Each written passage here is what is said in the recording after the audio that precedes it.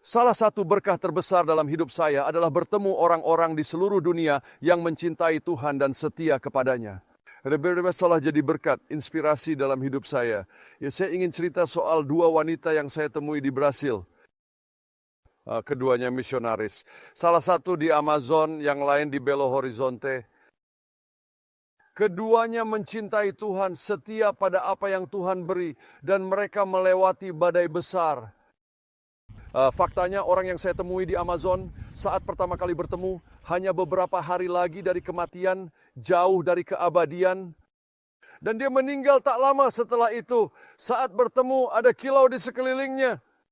Maksud saya wajahnya benar-benar terisi penuh dan bersinar dengan sangat cerah, menunjukkan kehadiran Tuhan yang kuat. Dan itu adalah inspirasi hanya untuk berbicara dengannya di tempatnya yang lemah itu. Dia sedang menyembah Tuhan. Dia berada di hadapannya. Dan oh, betapa menginspirasinya itu bagi saya. Yang lain adalah wanita bernama Sherry Atkins. Sherry setia pada Tuhan, melayani bersama suaminya, Wade, di Belo Horizonte. Dan pada suatu hari, Wade datang dan menemukannya tergeletak di lantai. Dan dia telah meninggal karena penyakit yang telah terjadi. Tapi dia tetap setia. Wade berkata, kita harus pulang. Kita kembali ke tanah air kita. Dan kita harus selesaikan ini. Dia berkata, tidak, inilah tempat Tuhan panggil kita. Saya akan tetap di sini sampai saya lihat Yesus Kristus. Dan dia setia. Tapi kamu tahu apa? Tuhan bersama dia di tengah semua itu. Dia setia dan dia adalah seorang pejuang doa yang hebat.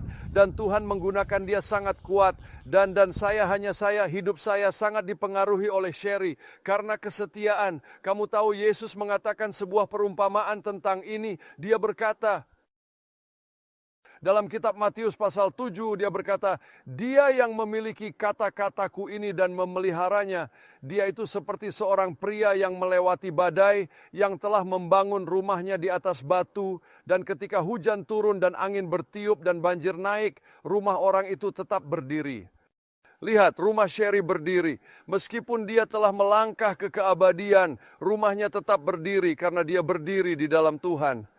Badai tak bisa hancurkannya. Dia berjalan ke keabadian dalam hadirat Yesus. Sebelum itu dia hidup setia, berkomitmen pada Tuhan Yesus Kristus.